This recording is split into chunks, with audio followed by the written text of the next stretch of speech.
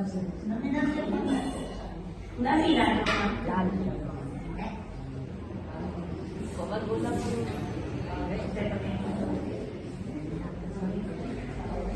पीछे पिंक साड़ी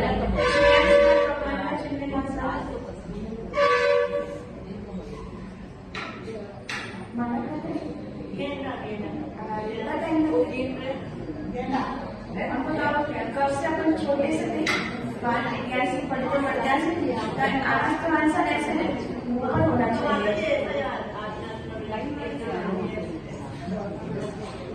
ठीक है, सीतानाथ भगवान का चिन्ह है।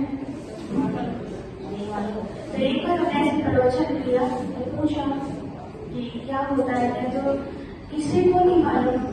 मुझे अच्छा नहीं लगा कि अपन जैन धर्म में जन्म हुआ, छोटे से बड़े हो गए, अपन को अपने भगवान के बारे में पता ही नहीं है ना।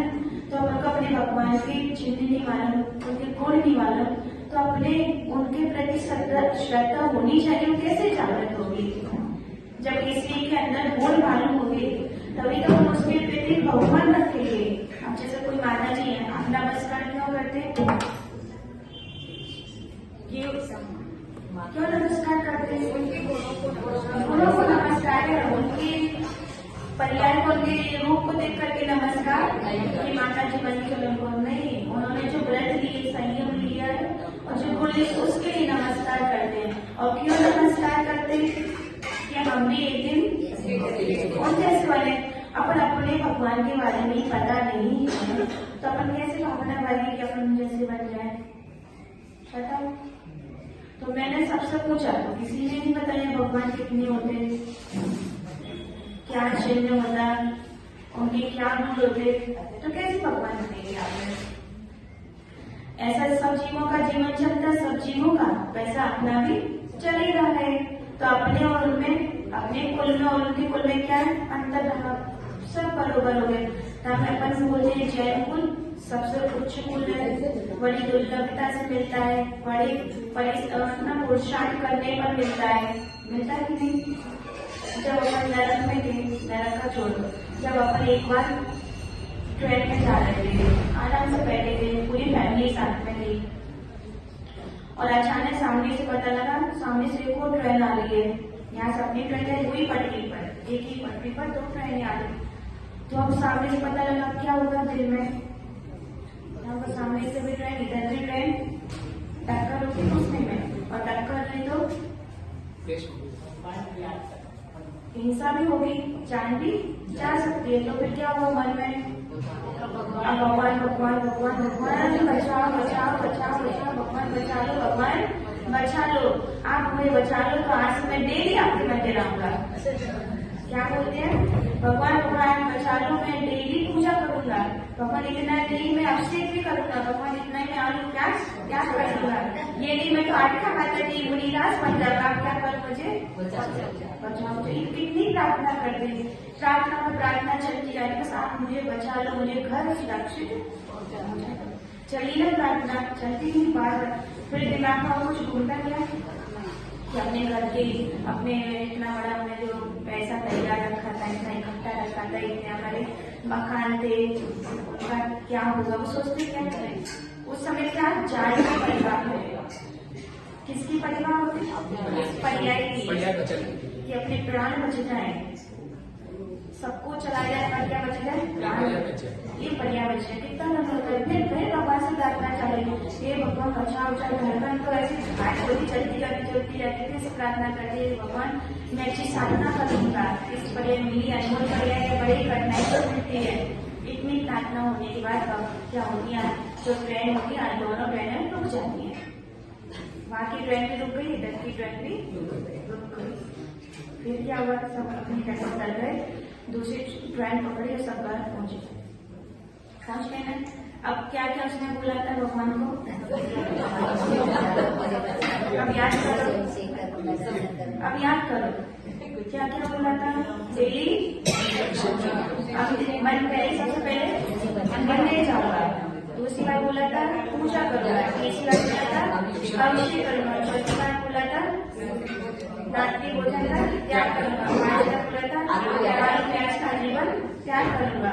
और 7वीं बार बोल दिया था, मुनिराज बन गया, आज का माताजी बन जाऊंगा। जैसे घर पहुंचे फिर भगवान याद आते हैं।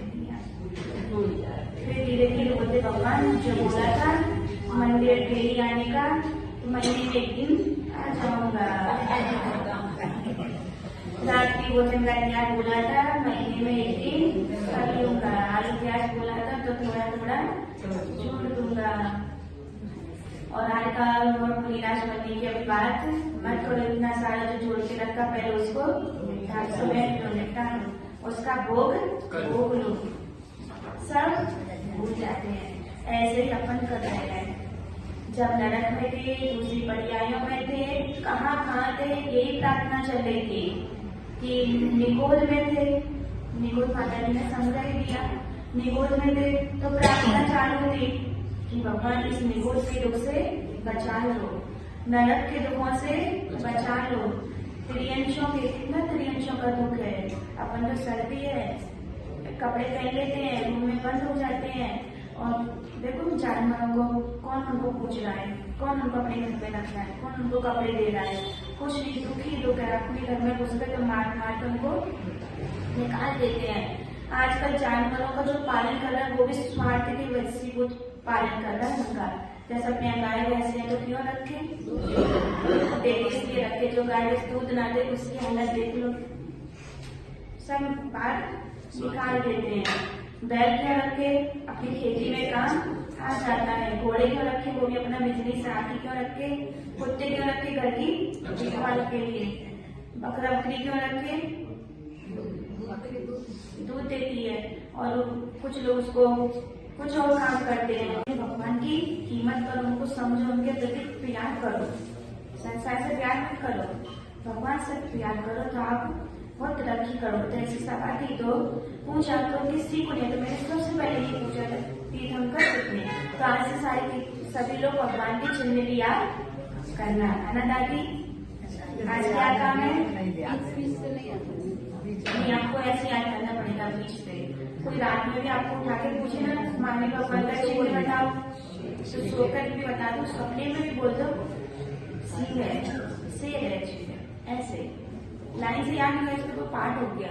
और एक सोच है, ऐसे नहीं, ऐसे मुंह पर होना चाहिए, ऐसे मुंह पर जो आता बोल देते ना, ऐसे चिन्ह याद होनी चाहिए। किसी ने पूछा एकदम मुंह पर बोल दे तो ये तो मैं दूसरा और पूछूं आपसे, और पूछूं। अच्छा तीर्थंकर किसे कहते हैं,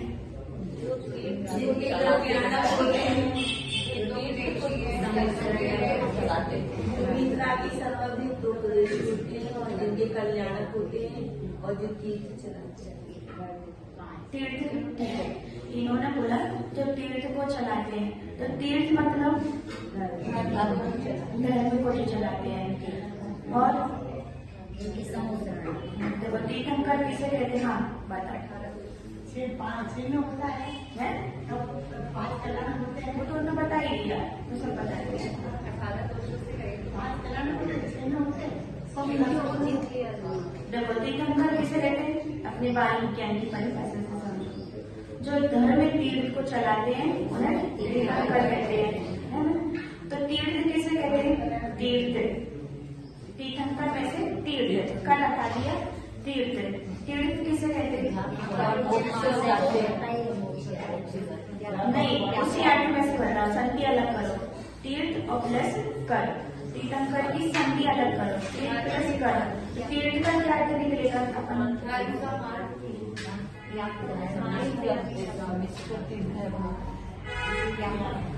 तीर्थ का संसार समुद्र से पिराए उसे तीर्थ कहते हैं। क्या, जो संसार समुद्र से पिराए उसे तीर्थ कहते हैं। और जो तीर्थ को करने वाले, जो तीर्थ पर चलने वाले उनको क्या कहते हैं, तीर्थंकर कहते हैं। तीर्थ पर चले उनको तीर्थंकर कहते हैं। तो अपने तो संसार समुद्र से कौन तिराता है, तीर्थ। तीर्थ यानी अब संसार समुद्र से कौन तिराएगा, तीर्थंकर समझ में आ गया। तो तीर्थ यानी होता है जो संसार समुद्र से तिराने वाला तीर्थ तो समझ गए, पर तीर्थ का एक और अर्थ बताओ ना। तिराने को तो उसके अर्थ निकला तीर्थ का। तीर्थ का अर्थ हुआ जो संसार समुद्र से तिराए। हाँ, तो तीर्थ का तिराने वाला रत्नात्र है। तीर्थ यानी रत्नात्र है, समय दर्शन, समय ज्ञान, समय रत्नात्र का पालन करते कोई तो संसार से तिरेंगे। तीर्थ यानी रत्नात्र है, तो जो रत्नात्र है वो संसार समुद्र से तिरा रहता है, तो रत्नात्र है। तो ऐसे रत्नात्र को पालन करने वाले, धारण करने और अपने अंदर प्रकट करने वाले कौन है? तीर्थंकर। इसलिए उनको क्या बोलते हैं? तीर्थंकर बोलते हैं। आया समझ में? तीर्थंकर मतलब जो रत्नात्र का वो अपने अंदर प्रकट कर लेते हैं, उनको क्या कहते हैं? तीर्थंकर। और प्रकट धारण तो कर लिया, पर धारण करने के अब उनको क्या होना चाहिए? पूर्ण ज्ञान होना चाहिए। पूर्ण ज्ञान मतलब केवल ज्ञान, केवल ज्ञान होना चाहिए। पर भगवान दीक्षा लेने के बाद क्या हो जाते हैं? क्या हो जाते हैं? मौन हो जाते हैं। क्या हो जाते हैं? जैसे भगवान ने दीक्षा ली, अपने रत्नात्र को अंगीकार किया, धारण किया, उसके लिए मौन हो गए। अभी तक ऐसा उल्लेख नहीं आया कि दीक्षा लेने के बाद उपदेश दिया हो। भगवान को जब तक पूर्ण ज्ञान न हो जाए, आधा पूरा ज्ञान में कोई उपदेश तीर्थंकर नहीं देते, क्योंकि भगवान मतलब बोलते ना, भगवान क्या है? 3 लोक के नाथ है ना। 3 लोक के नाथ है, तो उनका ज्ञान तो भगवान क्या उच्च कोटि के हो गए। तो उच्च कोटि के भगवान तो उनका ज्ञान कैसा होना चाहिए? उच्च कोटि का होना चाहिए। तो भगवान केवल ज्ञान होने, दीक्षा लेने के बाद क्या हो जाते हैं? मौन हो जाते हैं। पर उनका मौन कब खुलता है? जब उनका केवल ज्ञान प्राप्त होता है। तो कौन से भगवान का कब मौन खुला पता है? आध्यात्म भगवान का मौन कितने साल के बाद खुला था?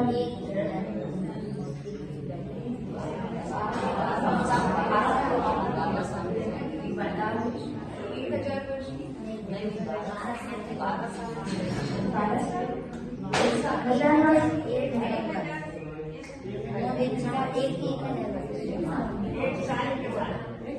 अच्छा, मैं दूसरे तरीके से बोली थी। अच्छा, आदिनाथ भगवान को केवल ज्ञान कितने वर्ष के बाद हुआ? दीक्षा के बाद। दीक्षा का केवल ज्ञान आप लोग उस दिन बोले थे माता जी के सामने 1000 वर्ष कुछ तो है, कुछ तो है, कुछ तो है, वही तो है। तो 1000 के वर्ष के बाद उनको क्या हुआ? अजितना। और फिर सबसे ज्यादा टाइम किसको लगा? आदिनाथ भगवान को। उनको पूरा 1000 वर्ष लगे, तब उनकी तपस्या हुई और केवल ज्ञान। बाकी तीर्थंकरों को कितने वर्ष लगे? क्रम से घटे इतने क्रम से घटाना होता, उतने हिसाब से घटाते चले।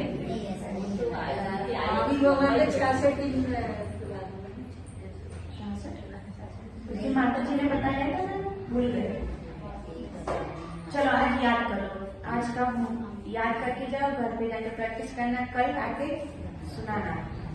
आदिनाथ भगवान को 1000 वर्ष लगा। फिर उसके बाद आते हैं सुमितिनाथ भगवान। कौन से भगवान? सुमितिनाथ भगवान को 20 वर्ष लगे। कितने वर्ष? 20 वर्ष बताते हैं, क्रम से बता रहे, घटते हुए क्रम से बता रहे। ये घटता हुआ क्रम है। तो सुमितिनाथ ऐसा आपको याद रहेगा, ऊपर नीचे में एक चालू तपस्या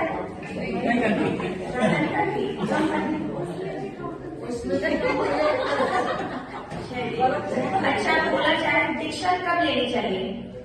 आप बताओ, दीक्षा कब लेनी चाहिए? जैसे आपके दीक्षा के किसी किसी के भाव होते ना, हमारे भी दीक्षा के भाव होते हैं, दीक्षा के भाव है। परंतु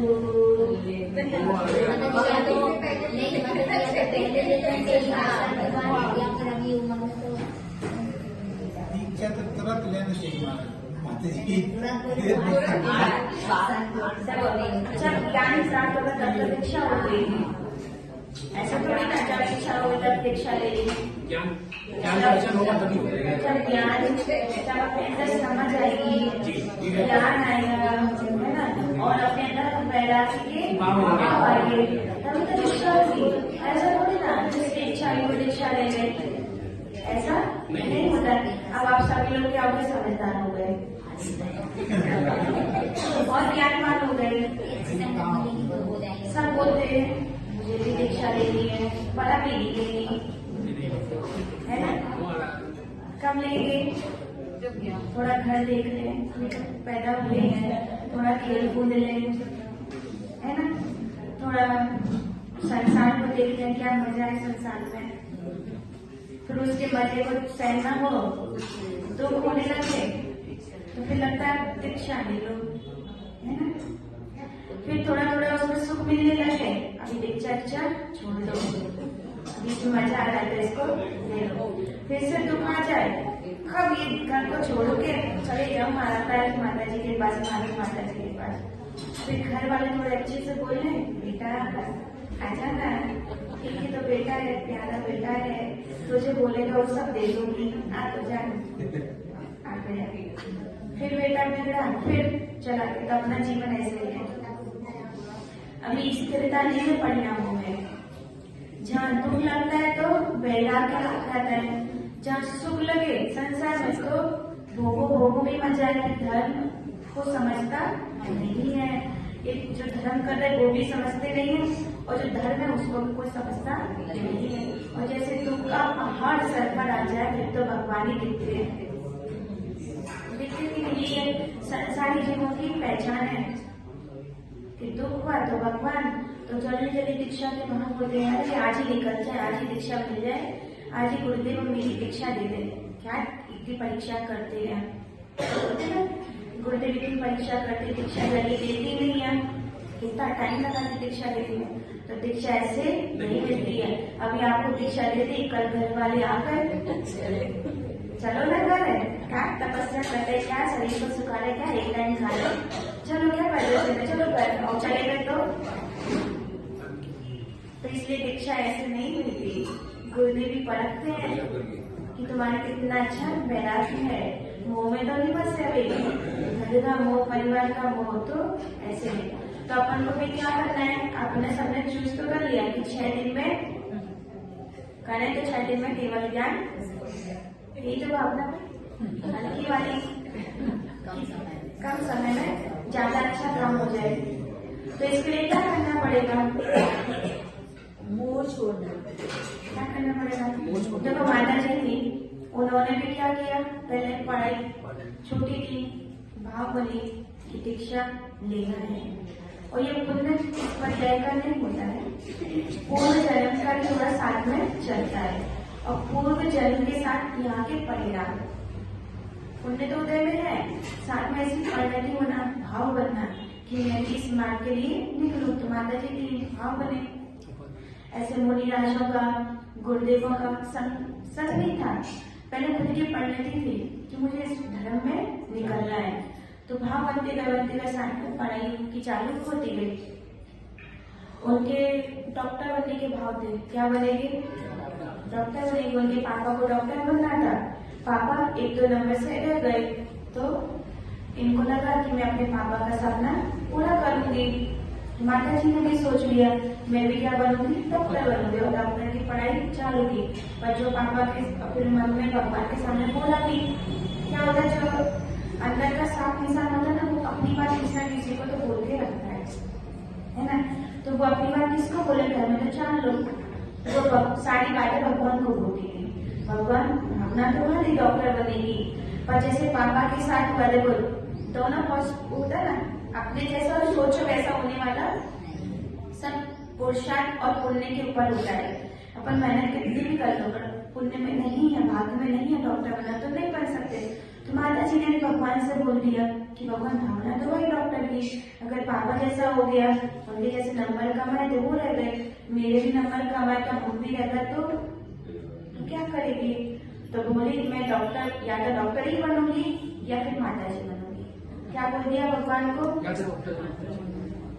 अब आपके ऊपर है, या मुझे डॉक्टर बना दो या माता जी बना दो। तो न बोल दिया भगवान को। अब भगवान के सामने बोल दिया, पढ़ाई चालू की, और ऐसा ही हुआ। आगे चल के माता जी की भी 1-2 नंबर कम आए, उनका दोनों था, बायो और मैथ दोनों था। डॉक्टर नहीं बन गई, इंजीनियर बन गई। इंजीनियर बनने के बाद उसका 2 सेमेस्टर बाकी थे, उसके पहले गुरुदेव आ गए, आचार्य विलास सागर जी महाराज बॉम्बे में, और बॉम्बे में माता जी गई थी घूमने के लिए, वहां आचार्य जी का दर्शन किया, और आचार्य जी का दर्शन किया, उनको अपना लक्ष्य याद आ गया, भूले नहीं। अपन भूल जाते हैं सब चीजें कि अपना काम नहीं बना, जाओ भगवान मैं भी माता जी बनने वाली नहीं हूँ। आपने मुझे डॉक्टर नहीं बनाया तो मैं भी माता जी की बनूंगी, ऐसा नहीं। भूले नहीं, उनको याद आ गया कि मैंने भगवान को क्या बोला था, मुझे माता जी बनना है। तब गुरुदेव आ गए सामने, उनका पहली बार उनका दर्शन किया और भावना भाली कि अब मैं माता जी के जो मैंने अपना भावना भाई थी उसके आगे कदम बढ़ाऊंगी। आचार्य जी का दर्शन किया, भाव खुश हो गए, अहमदाबाद आ गए। आचार्य जी भी बॉम्बे से कहाँ आ गए, अहमदाबाद आ गए। अहमदाबाद में गांधीनगर, चलो अपन भी खा लो, जीवन भर नहीं खाया, जैसे शादी हुई पति को अच्छा नहीं लगेगा खाना, झाड़ू तो ये अपन अपने जितने मजबूत रहते ना तो भगवान भी आपकी सहायता करते हैं। आपने बोला ना अपने भगवान पे विश्वास नहीं रखा, आप भगवान को बोलते तो कि अब शादी हो रही है, करनी पड़ रही है, करनी चाहते नहीं थे पर हो रही है, पति खाता है अपन नहीं खाते, क्या सब बैलेंस बनेगा, आप बैलेंस बनाना तो रास्ते निकलते, पर अपन क्या हो जाते हैं, ढीले हो जाते हैं, खाना उसके प्यार में अंधे हो जाते हैं, वैसे खाना चालू कर देते हैं और भगवान को भूल जाते हैं। तो ये होता है, कहाँ से क्या करना, जिससे उसको अपने नियम लिए ना उसको मजबूती से पालन करना हो। परिस्थिति सबकी आती है, और देखो नियम लिया है, देखो अपन क्लास में गए, बच्चा क्लास में जाता है तो परीक्षा देता कि नहीं, बिना परीक्षा के कोई डिग्री मिली ना सर, बिना परीक्षा की डिग्री नहीं मिलती ना, मिलती है नहीं मिलती। अपन अपने बच्चों को पढ़ाते हैं कितनी डिग्री प्राप्त कराने तक जब उसको जॉब मिलती है ना। तो ऐसे नियम लिया है तो उसका फल चाहते ना, आपको फल मिले, नियम लिया तो फल मिले। तो फल कब मिलता है, जब वो आप निर्विघ्न संपन्न करोगे और अच्छे भावों के साथ संपन्न करोगे तब तो फल मिलेगा।